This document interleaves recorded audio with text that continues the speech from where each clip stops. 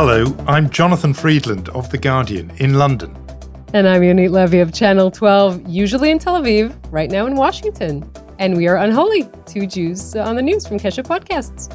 We are going to talk all about why you're in Washington. I mean, you're going to just hog the whole show. Let's face it, you are our special guest this week because you're going to tell us in a second what you've been doing. I was going to tell you how dramatic and exciting it is for me here because we're in the midst of, and I'm in the midst of covering the emergence of a new British Prime Minister, but never to be outdone. Yonit Levi, you have decided that there is an even bigger story going on, which has taken you to Washington. So go on. That's what we're going to be talking about on Unholy this week, what you have been doing in the capital of the United States. I just like stealing your thunder. I mean, you figured that out by now, right? It's becoming a pattern.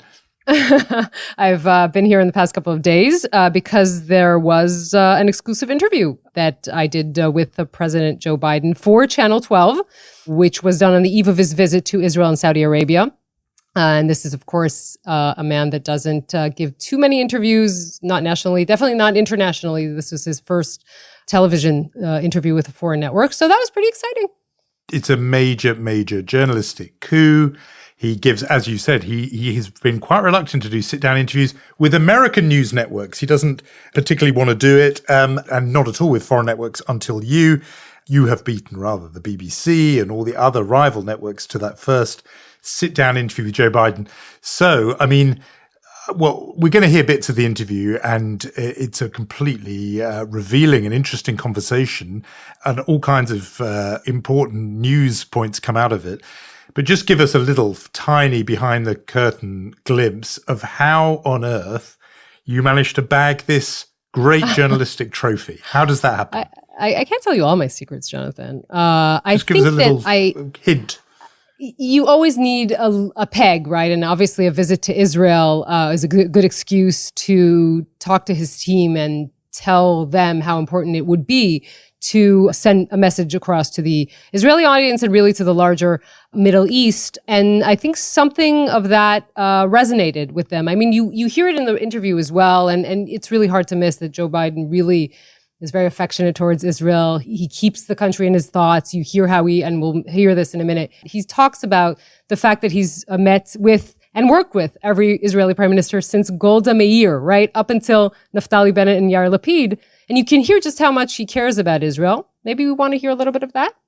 In a few hours, you're going to embark on your trip to Israel and Saudi Arabia. You've had a long-standing, very warm connection to Israel, spanning decades. You've been there 9 times. This is your 10th visit, but your first as president. Is it different for you to come as president? It's kind of like going home. I know that sounds strange, but it does. And I've gotten to meet every prime minister since Golda Meir. Golda had a great line. I was with her, and she was after the war, and she was sitting at her desk, and the guy sitting next to me was her assistant, a guy named Rabin, for real. And she was sitting at her desk and pulling down those maps she had me and talking about all the damage and everything that was done. And all of a sudden she said, "Would you like a picture?" And I said, "Well, yes, Madam Prime Minister." And she's looking straight ahead. She said, "Don't look so sad." I said, "Madam Prime Minister, the picture you painted, we're just looking straight ahead." Mm-hmm. She said, "We have a secret weapon." I thought she was going to tell me. So I turned. She said, "We have no place to go." Yeah. And that's true. And that's why I think it's so important that we maintain the kind of relationship we have with it. I mean, first of all, it's a reminder of just how long he has been around. But I agree with what you said before. I think he really does convey there a sentiment which was once very sort of common among American Democrats, but you hear much more rarely, which is this deep affinity and connection. Mm-hmm. He's making there an incredibly Zionistic point, that the Jews have no other homeland, etc. You know, that was de rigueur for Democrats 50 years ago, but he's of that vintage, and it's just very powerful to hear him saying it directly to you. Well, you know, on the one hand, of course, Joe Biden is the vice president of President Obama, and many Israelis view Obama still with this kind of suspicion, although I think not rightfully so. But I think in a way, he feels like he still has something to prove, although he really doesn't. And I think maybe he also wanted to prove it to the younger generation of Israelis who don't know these stories about, Golda Meir and everything. And that, what did he call him? That guy sitting next to her, Rabin, right? I mean, so he has this deep affection. And I think that he saw this as an opportunity because there are a lot of issues on the table, mainly Iran, that this is a large disagreement between Israel and the Biden administration. And he kind of wanted to use that as an opportunity to talk directly to the Israeli people. Yeah, and I think that when you were talking before about why he, accepted your request for an interview, that was obviously part of the thinking, that he wanted to make his case directly to the Israeli people. So this point about Iran, it wasn't you really a asked request, Jonathan. It was like, me, it was more like a demand, an inordinate amount of nudging and pestering and being a nudnik. So that was more, it was less a request, really. Yeah, a nudge might be the right word here. If we deploy the Yiddish vocabulary. Let's go into the Iran thing though, because you did get into some substance on that. So let's just hear that exchange. I'd like to pick up and talk and ask you about Iran. Most of Israelis are opposed to return to the Iran deal, and American partners in the region seem skeptical. May I ask you, or many Israelis wonder, why you're determined to return to the deal? Because the only thing worse than the Iran that exists now is Iran with nuclear weapons. And if we can return to the deal and hold them tight, I think it was a gigantic mistake for the last president to get out of the deal. They're closer to a nuclear weapon now than they were before. It doesn't have anything to do with whether or not the Quds Force is going to stop or they're going to continue to be engaged in activities. We can act against them and still have a deal where they curtail their nuclear program. And so I still think it makes sense. We've laid out on the table, we've made the deal, we've offered it, and it's up to Iran now. Are you committed to keep the RGC on the foreign terrorist organization list, even if that means that kills the deal? Yes. Mm-hmm. You, in the past, said you'll do anything, and you say it again, that you'll ensure Iran would not acquire nuclear weapons. Does that also mean, sir, that you would use force against Iran? Is that what that means, if needed? That was the last resort, yes. Mm-hmm. And would you work in Israel with that kind of thing? Have you received any assurances from Israel? I'm not going to speculate on that. Yeah. But Iran cannot get a nuclear weapon. Yonit, that has made some news in Israel, I think, that remark. Did it go much beyond was it what you were expecting him to say? Is it what he has said before? Just talk us through the significance of that. First of all, I have to say that I didn't expect him to be very, very clear and give very clear sort of headlines on the Iranian thing. And it was really the exclamation marks and not the question marks. So first of all, he started out by saying, we have to say this. He started out by saying, still think a deal is the best way to go to prevent a nuclear Iran. But then he said very clearly, the fact that this is a promise he made to Naftali Bennett as prime minister. He said it out loud for the first time. I will keep the Iranian Revolutionary Guard Corps inside the foreign terrorist organizations list. Even if that kills the deal, which is the substantial thing of what he said, is obviously a very dramatic headline, which I think made some waves beyond Israel. But he also said, if we will have to, we'll use force. Now, again, this is maybe staple for many presidents to say, but the fact that he's saying it a few days before the negotiations have to restart or reignite, rather, is I think an interesting thing in itself. He's trying to show, again, going back to the point, he's trying to show Israelis, I'm on your side. I get your issues. I know what you're concerned about, and this is what I think about this. And it is a big deal. An American president saying, even as a last resort, that they are prepared to use force in the pursuit of a policy goal is always a big deal. And it was surprising to me to hear how uncaveated that was. It was unambiguous. Yep. He didn't go, attach whole lots of diplomatic sort of boilerplate to it. And so I thought anyway, it was quite striking. Yeah, I was trying to get something more of it, if there's any coordination with Israel, if Israel promised him to, to let him know if they're doing anything unilaterally. That didn't help me because he didn't give anything on that. But I think a lot of what he said about Iran was pretty interesting to Israeli ears. You mentioned the point about timing, that he's doing this just as they're trying to get a deal. But of course, it's also the timing that he's en route to this meeting of Gulf states in Saudi Arabia. And you did talk about that relationship as well. And you and I talked about it just the other day about the dynamic of Joe Biden, reaching out to Saudi Arabia just as so soon after he'd said, look, they're a pariah nation after the Khashoggi killing. But we talked about that with Peter Baker last week on the podcast. I just wanted to say that, first of all, the Saudi thing is obviously, it's interesting because it's making a lot of headlines here in the United States where I am right now. And there's some criticism exactly because of what you said. And Israel obviously is very pleased that he's going to Saudi Arabia. But I think we should notice what he says in the clip. And that is, he says that the GCC meeting happens to be in Saudi Arabia. So that's kind of trying to distance himself from the actual fact that he's going there. I think that's what we should kind of notice. So I want to ask you, if I may, about Saudi Arabia. You will be making an historic flight after visiting Israel. Could you explain for us, sir, what is the reasoning? Is it about oil prices? Is it about giving some sort of answer to Iran? What is the trip about in your view? The trip is about stability in the Middle East. It's overwhelming the interest of the United States of America to have more stability in the Middle East, number one. It's overwhelming the interest of Israel and I think the United States in the region for Israel to be more integrated into the region and accepted as an equal. And so for every reason, it makes sense to me that I would go to the GCC. It's not just Saudi. It happens to be held in Saudi Arabia now.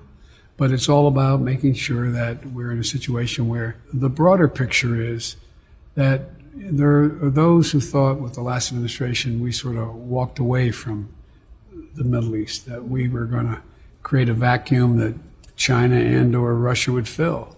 And we can't let that happen. And secondly, the more Israel is integrated into the region as an equal and accepted, the more likely there is going to be a means by which they can eventually come to accommodation with the Palestinians down the road. Maybe I can ask you to give you a preview of what to expect on that, exactly on the normalization between Israel and Saudi Arabia. Well, that's going to take a long time. But increasing the relationship in terms of acceptance of each other's presence, the working together on certain things, it all makes sense to me. Yeah, I mean, I think so. So what was so interesting all the way through this was putting things to him that, often people just assume there's all kinds of bodies of conventional wisdom around what the administration thinks.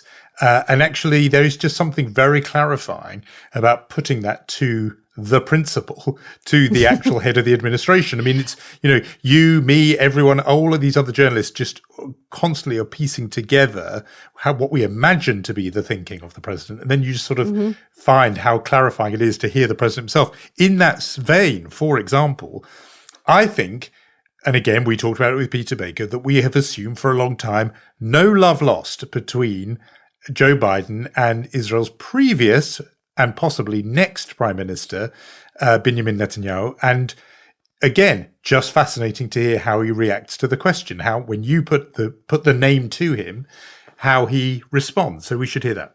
You're going to meet with Prime Minister Yair Lapid. You're also going to meet with the leader of the opposition, Netanyahu.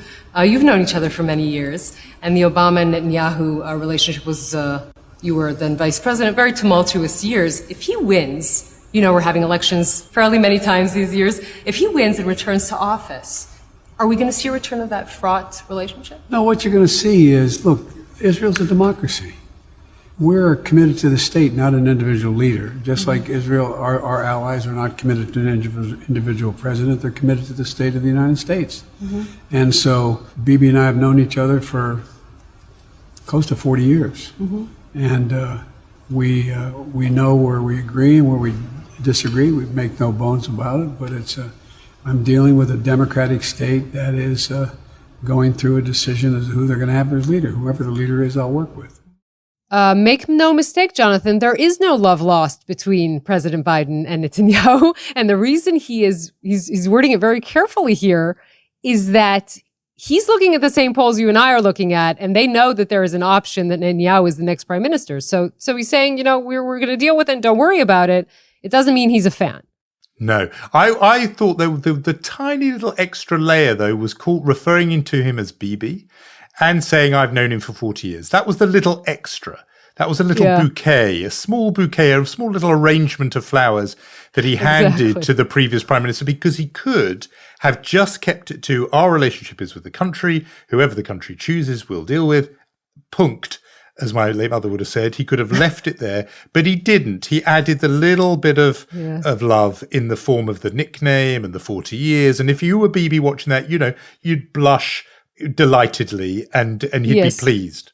Although I don't know if Netanyahu likes to be reminded of the fact that he's almost Joe Biden's age. Like, I think he acts like a much younger man, and he tries to make everyone forget that he's actually 73. So the fact that Biden said, I don't think he said it deliberately to make, to annoy Netanyahu, but he said, I've known him for 40 years. So everyone's doing the math. Like, they're pretty much the same age. So. Yes, which is funny because we should say something about the age because, it is quite true about the vigor of someone like Netanyahu who does seem younger. And what's interesting to me is visually, Joe Biden looks pretty old in this interview. He is quite a sort of frail 78, 79-year-old visually. And yet, as you and I are deconstructing the careful and interesting diplomatic footwork, this idea that he's some kind of, there's this euphemism about, he's missing a step. The people who are trying to project him as this doddery old man who's lost his grip, as you and I are now deconstructing his answers, he's really on it, and he's on the nuance of the region and the politics. Completely. I mean, one of the amazing things is that when I sent this interview back we did it on Tuesday, it aired on Wednesday. So there's enough time for my editors and the managers at the channel to look at it. And they all called me back and they said, why do they always portray him as this frail, weak person? He's actually really on it. He's very sharp. He knows all the details. Like I think that comes out from the interview, which makes you wonder, why doesn't he actually do more of these? I completely agree that the way in which the manner and the choosing of words, and, obviously we know this about Joe Biden. He's always been someone who can be very blunt in the way he talks. He talks very freely. And I think that did not change with age at all. No, in fact, one of my little small media observations is I reckon as a result of your interview, the first with a foreign network, I think there'll be more. I wouldn't be at all surprised if the conclusion they draw from this is, this works for him and we should do more of it. So you may have an impact on the White House communication strategy as a result of this interview. I wouldn't be at all surprised. Now, the other thing that you and I have talked about more or less since Unholy began was this shift that's going on in American politics, and particularly on the Democratic side, capital D, in terms of the relationship with Israel. And we've often talked about this generational fault line, that sort of AOC, the Squad, the younger Democrats, no major tight bond with Israel compared to the old guard, which Biden absolutely embodies. Again, something that we take, we assess from all kinds of angles, but you had the chance to put this directly to the man at the center of it. You were really at the forefront, sir, of pushing for military and security assistance for Israel. We should note that the Obama-Biden administration oversaw the approval of the Iron Dome. But there are also other voices in the Democratic Party, sir, voices that say that Israel is an apartheid state, calling for an end of unconditional aid. There's an undeniable gap between you and those voices. There are a few of them. I think they're wrong. I think they're making a mistake. Israel is a democracy. Israel is our ally. Israel is a friend. And I think that I make no apologies. We've provided for, in my administration, $4 billion plus another billion for Iron Dome. And we're working on a laser project to be able to replace Iron Dome. It's overwhelming our interest that Israel be stable. But if even an issue like interceptors for the Iron Dome is a controversial thing, should be concerned for the future of the relationship between Israel and the Democratic Party? No. Okay. There's no possibility, I think, of the Democratic Party or even a significant portion of the Republican Party walking away from Israel. So I think that's for me, that was, and I'll talk about maybe later when we talk a little bit more about how to think about this kind of interview, that when you know that you have, at the end of the day, you're going to have the 7 or 8 or 9 questions and that's it. This was a question that was very important for me to ask because I know he is of the Democratic establishment. And we talked about this, about how he views Israel. And there are other voices. And I'm not sure he's right when he says these voices are few. They're not going to be few in 20 years. And I'm not sure they're going to be few in a decade. And he obviously represents a different era in these kinds of politics. Remember what Peter Baker told us last week about how Israel used to be this. You asked him, will he get any sort of political points coming to Israel? And he said, well, not anymore, because it's not this consensus. But I think it was interesting to hear this rebuke that he gave his members of his own party about what they think about Israel. And was going out of his way to say there are very few of them, that they're a minority strain within the Democratic Party. You and I can debate for ages whether he's right, particularly generationally. But it was interesting to hear him sort of push back. Amazing, really, that because you didn't have hours and hours with him, but you covered so much ground. So you did range beyond the immediate, neighborhood conversation about Israel and its neighbors. And you asked him about Ukraine. Tell us what was in your mind with your question there. Well, what I was trying to see is, and again, the thinking on this was, since he doesn't do international interviews, and at the end of the day, of course, Israelis, we tend to think we're the center of the world. There are other things going on. So what I wanted to hear was how long he thought that the war could still last, and can he keep this alliance together against Putin for a long time? And so what he actually said was the war can last a long time, and I can keep this alliance together a long time. So we can hear that. You're the one who led a coordinated international support for Ukraine, international pressure on Putin. We're almost 5 months into this, sir, and gasoline, natural gas, food prices rising. Are you concerned when you look at the resilience of this alliance when these are the economic pressures? Well, look, as you accurately pointed out, when I predicted he was going to attack. Others were saying, no, he's not going to. He's going to invade. The idea that we would stand by in the West, NATO in particular, and have the largest invasion of physical force in another country since World War II, and stand there was just not in the cards. And everything that he's attempted to accomplish has backfired for him. Number two, we were able to maintain complete coherence and stability in Europe and all the NATO allies.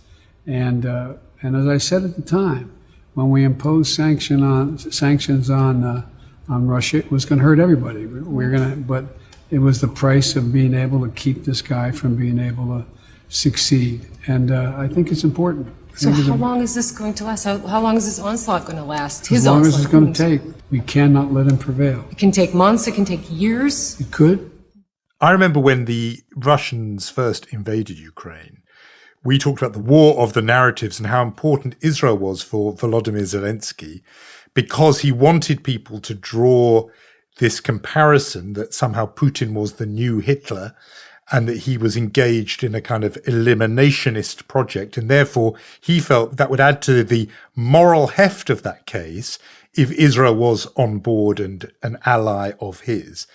And therefore, I read into the fact that President Biden was saying to you, an Israeli journalist on an Israeli network, Vladimir Putin doesn't just want to, conquer or whatever. He wants to eradicate, eliminate, in effect, Ukraine off the face of the earth.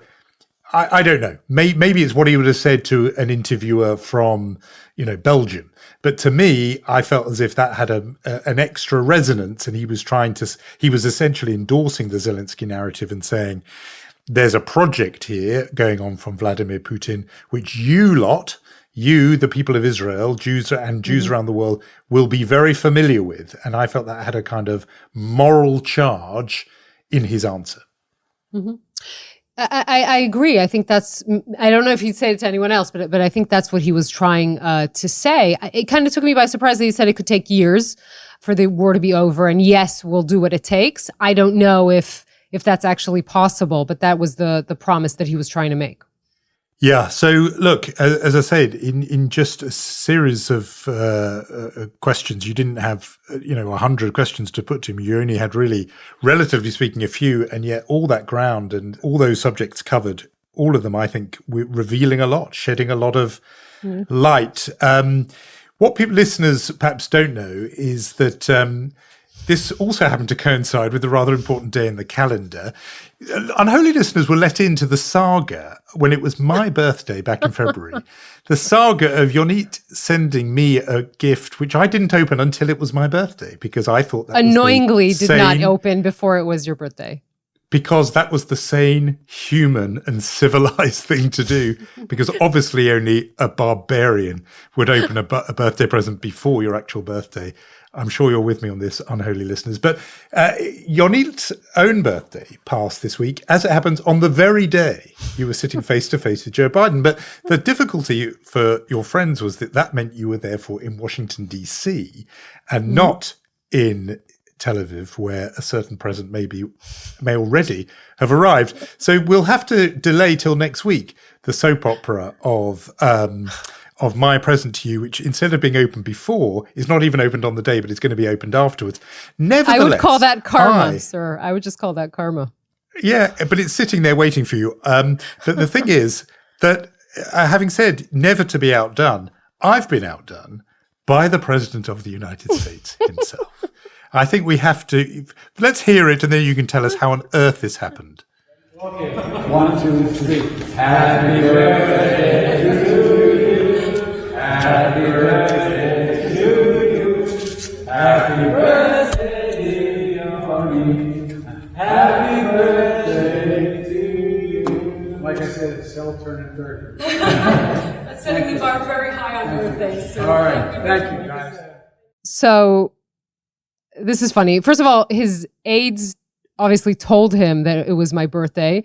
The funny thing was that when I finally got the email confirming the interview from the White House, it said the date. It said, "What the date is that?" And I said, "Okay, that would be a nice birthday present." And somehow they told him. And when I came to shake his hand and meet him, he started telling me the story about how he loves calling up, his friends or his family that have a birthday and tell them happy and sing happy birthday. And I thought that was a cute story at the beginning before we started the cameras rolling. And then at the end of it, he just decided to sing happy birthday to me, which was really one of the sweetest, gestures. And really I'm sorry, but to all my friends, it's going to be hard to top that. I think it's a pretty high bar set by the President of the United States. And I think, am I right that he sang and pronounced your name correctly? He did pronounce my name correctly. We all know that's a very difficult thing to do. And we don't get that often. So, adding to the file of how 78, 79-year-old Biden is right on it, he passed a test which a lot of people in the prime of life have failed. So he got there. No, I think it was amazing. I think your friends have no chance competing with that. And my little gift to you will be pale in comparison. But heartfelt all the same. So I do quite like having you on as our special guest on Unholy, although I think in a way our special guest on Unholy this week is Joe Biden. Exactly. I was going to say, we're not, I could talk about this forever, but again, I don't think that was exactly what we did. No, I have to share with you though, Jonathan, that the way in which these kinds of conversations happen, the minute that you have that limit, that is going to be a 13-minute conversation, and you have about 100 questions about 20 different issues going on in the world, and just the process of spending 3 days going, okay, I have 100 questions, now I have to cut them down to 12, and no, I'm going to probably ask 8 or 9, is pretty frustrating. And I was pleasantly surprised by the fact that he actually answered the questions, which doesn't happen often with politicians, definitely not Israeli politicians, which is my usual material. So I think it was, at the end of the day, I am, a little bit still tormenting myself about things I should have asked and didn't, but I hope it was still an interesting conversation. If you'd had time for one more question, what would have been your extra question? I think something about how divided the United States is and how we feel the same in Israel and coming to power in this time of just these immense challenges. And if there is any hope to sort of ameliorate this polarization or something under those lines. I mean, the minute you realize that the person you're having a conversation with is actually, forthcoming, does give answers, does listen, that is something that maybe I would try and put in there and see if he would give an interesting answer. Yeah, no, you're right, because he didn't do just boilerplate politician answers. Yeah. There were actual answers. It's a special edition of Unholy, but certain traditions have to be observed. So we give out some chutzpah and mensch awards. I'm going to relieve you of that duty, partly because you've had your head somewhere else, but also that can be one of my multiple birthday gifts to you. So instead, I'll nominate for chutzpah. I thought, since we're talking about American politics, let's keep up with that theme. I thought John Bolton, former National Security Advisor to Donald Trump, deserves a little bit of a chutzpah award for saying and perhaps admitting that he had helped plan assorted coup attempts in other countries. He was doing this en route to sort of saying, look, what happened on January 6th, 2021 is not really a coup. It's a mistake to call it a coup because this wasn't carefully planned, as if to say, I should know. I've been involved in coups. I've done the real thing. I've done that. It takes a lot of work. That's not what Trump did. It was just stumbling around from one idea to another. It's almost like saying, don't give him the credit, the kudos of doing, planning a coup. That's my specialism. Instead, this was just, a mob insurrection. So I think a little chutzpah award can wing its way to John Bolton. And then in terms of mensch, there were lots of rival candidates in the frame for this as the week went on. Started with the woman in the Iranian city of Shahsavar who staged a one-person protest against the now mandatory hijab, or the rules that are enforcing hijab wearing. She made a point of removing her scarf in public, and security forces attempted to detain her. It's a moment of real individual bravery. But I feel as if the mensch of the week has to go to our sort of honoured guest of this week, namely Joe Biden, for a moment that happened in Israel, not after your conversation with him in Washington. Obviously, touchdown in Jerusalem. As so often, he goes to... He went, as visiting foreign leaders always do, to Yad Vashem, the Holocaust Memorial and Museum there, to meet Holocaust survivors. And people, I think, will have seen this video. It's just such a telling little moment where he approaches a group of Holocaust survivors, now obviously very old, very frail, who rise to meet the president. And straight away, he gestures to them to take their seats, to sit down. And in order to make that happen, he doesn't just gesture, he then himself kneels. He sinks to his knees, not sort of ostentatiously, just so that he is then eye level with them as they remain seated. It's an it's completely natural and spontaneous gesture of somebody who would always do that for an older, more frail person. But in this case, he's showing sort of honor and respect to them, that of course they shouldn't stand for him. They are survivors of the Holocaust. He will literally kneel so that he's at their level and they don't have to get out of their chairs. It's just one of those moments people always say about Joe Biden, this empathy, this mourner in chief, that he has such experience of grief. There's deep emotional intelligence. I thought all of that was there. Tremendous humility as well. You only have to imagine the contrast. There is no way his predecessor, Donald Trump, would ever have done that. And it just is why, even though his approval rating is so low, it is why a lot of people around the world do have admiration for this man, I think. Mm-hmm. Yeah, I mean, look, it's definite. First of all, it was such a beautiful and moving moment. And as you said, it was very natural for him. You see that. He meets with Holocaust survivors in the White House. I know that a story recently that he sat with a Holocaust survivor for an hour. And she said to him, you've done so much in your life. You became president. He said, this is nothing compared to what you went through. This is a story that has really framed his life. He tells us even in the beginning of the interview I did with him about how his father would talk about this and say, we should have bombed the railroads and all that. And this is really something so important to him and such a part of his narrative in his life. And you really feel that in that moment. So yes, a very deserved Mensch Award, I think. Yeah, I think he is an unambiguous and unopposed winner. A very special edition of Unholy with Yonit in Washington and me in London. But you can follow us on Facebook and on Instagram. Unholy Podcast is where you find us on Facebook. Lots of really interesting comments and discussion going on over there. And because we always follow tradition, Yonit, why don't you do our thing? So a big thank you to Gaia Glazer and Omer Primat this week, staying up very late because of our special edition. And also thank you to Rom Atik and to Irad Eshel for original music. Don't get used to this whole setup, Jonathan. Next week, it's just back to normal Tel Aviv. I look forward to it. Safe travel, safe flight back. Me too.